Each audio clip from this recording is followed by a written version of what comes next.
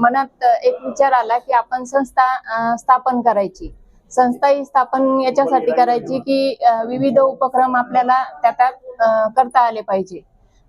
उपक्रम म्हणजे महिलांचा सन्मान पण करता आला पाहिजे, वृक्षारोपण पण करता आलं पाहिजे, गोरगरिबांना मदतही झाली पाहिजे संस्थेअंतर्गत आणि विविध प्रश्न हे त्यातून हँडल झाले पाहिजे.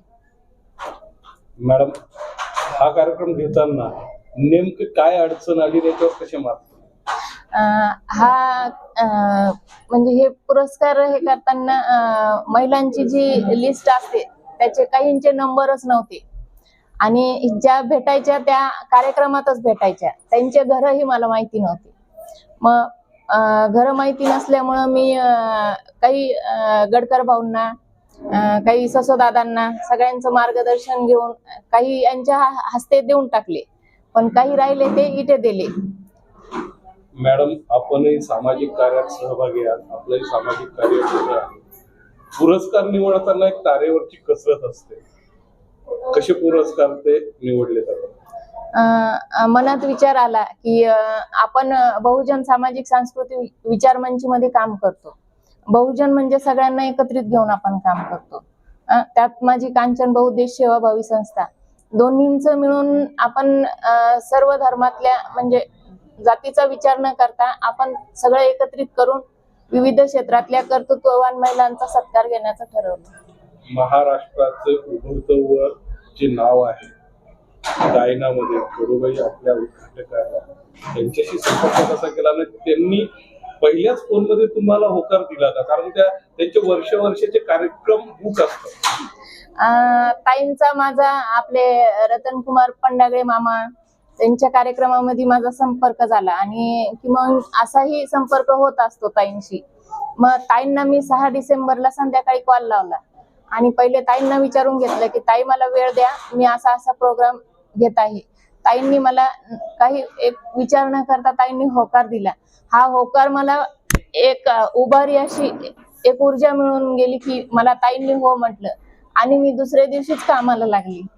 ज्यांना ज्यांना आपण पुरस्कार दिले त्यांच्याकडून आपल्याला काय अपेक्षित आहे? समाजाची जडणघडण कशी व्हावी, काय अपेक्षा आहेत? जसं पोलीस फील्ड मध्ये निंबोरे मॅडम आहेत, वैद्यकीय क्षेत्रात आहे, त्यांनी आता महिला अन्याय अत्याचार होतोय, कुठे स्त्रियांना गर्भामध्येच आपण स्त्री भ्रूण हत्या करतोय, ह्या होऊ नये ही एक अपेक्षा आहे यांच्याकडनं. महिलांसाठी आतापर्यंत किती तुम्ही काम केलेलं, कसं पाहता? महिला ह्या काम वगैरे घरातले सगळे संसार सगळा सांभाळून कार्य करतात. महिला ह्या माझ्या दृष्टीने खरंच सन्माननीय आहेत. मॅडम, आपला पुढचा सत्कार समारंभ कधी, केव्हा, कुठे आणि कसा असणार? आपण मी आता तारीख तर नाही सांगणार, पण पुढच्या वर्षी नक्की हा कार्यक्रम असा घेईन. मी अध्यक्ष कांचन राजेंद्र सदाशिवे, सचिव वर्षाताई सतीश भिंगारे, कोषाध्यक्ष आम्रपाली आतिश भिंगारे. खरोखर तर सगळे तुमच्या पत्रकारांचे मी अभिनंदन करते. पहिल्यापासून मला खरोखर तुम्ही साथ दिली, तुम्ही मला पुढे आणलं सगळ्या बहुजन समाजाने. आणि मला ताईने फोन केला की एवढा मोठा कार्यक्रम आहे पुरस्काराचा की मला तारीख असल्यावर सुद्धा मी तारीख बदलून घेतली नाही तुमच्यासाठी. असं वाटलं की हे चांगलं आहे, महिलांचा जिथं सत्कार होतो याच्यासाठी महिलांची एकीच असावा आणि सगळ्यांनी सोबत चालावा. आंबेडकरी चळवळीमध्ये जे भाग घेतात, जे चालतंय आणि चळवळ सगळे एकच आहे, पण एवढे फक्त आपल्या महिलांचेच विचार चांगले असावा. मी तुमचे विचार पाहून खरोखर मी तुमच्या संस्थेला कांचन संस्थेला मी तुमचे अभिनंदन करते. तुम्ही महिलांचा सत्कार केला, आदर केला, याच्याबद्दल तुम्हाला धन्यवाद. जय भीम. ज्यांना ज्यांना पुरस्कार मिळाला त्यांच्याकडून काय अपेक्षित आहे? त्यांच्याकडून खरोखर तर ज्यांना पुरस्कार मिळाला खरोखर त्या भाग्यवान मावल्या आल्यात, पुरस्कार घेतला म्हणजे त्यांचं बी कार्य चांगलं आहे. त्यांचं कार्य चांगलं पाहून सनी ताईनं त्यांना पुरस्कार जाहीर केला. आपलं संपूर्ण महाराष्ट्रामध्ये नाव आहे, संपूर्ण महाराष्ट्रात नाव का असतं? चळवळीकडे काय मापदंडाने बघता, काय वाटतं चळवळीमध्ये खास करून आंबेडकरी चळवळीमध्ये महिलांचा समावेश पाहिजे तेवढा नाहीये. महिलांवर दिवसेंदिवस अत्याचार वाढतात, पण आवाज उठवले जात नाही. काय वाटतं? मला असं वाटतं की सगळ्या महिलांना जसं एका एकीनं राहावं, एकूण एकाची नम्र जवळ असावं, आणि जे चांगले बाबासाहेबांनी संविधान दिलं आणि त्या संविधानामध्ये महिलांसाठी कायदा सुद्धा लिहून ठेवलाय. कायदा म्हणजे आपल्या बापाचा आहे आणि त्या कायद्यामध्ये महिलांना न्याय मिळवून दिला. आमच्या महिलांना कोणताहीच अधिकार नव्हता. आज आमच्या महिला पोलीस झाल्यात, कोणी इंजिनियर झालं, कोणी आमदार झालं, कोणी खासदार झालं, कोणी कलेक्टर झालं, मुख्यमंत्री झाल्या. फक्त आणि फक्त बाबासाहेबांच्या कृपा आशीर्वादाने सावित्रीनं शिक्षणाची प्रगती केली, म्हणून आज आमची महिला राष्ट्रपती झाली. आमच्या सर्व प्रेक्षकांना 2 वेळी ऐकायला मिळणार काही या समारंभाला अनुसरून.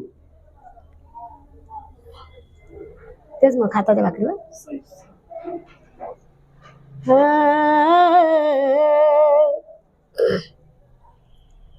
माई बापाऊन भीमाचे उपकार लय हैर हो,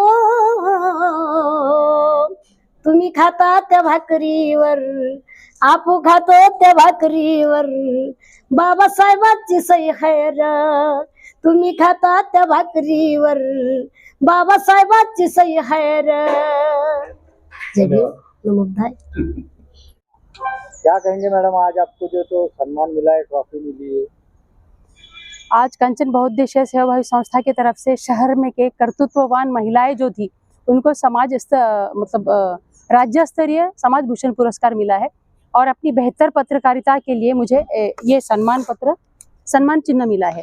सिंस 2014 से मैं बड़े बड़े दैनिकों में काम कर चुकी हूँ, दैनिक लोकपत्र, केबल टीवी चैनल्स वगैरह, और मैं अभी हाल ही में काम कर रही हूँ समाज के लिए, पशु सेवा, मानव सेवा के लिए बेहतर पत्रकारिता के अंदर कैसा अपना इस्तेमाल हो सकता है और मानव की कैसी सेवा हो सकती है.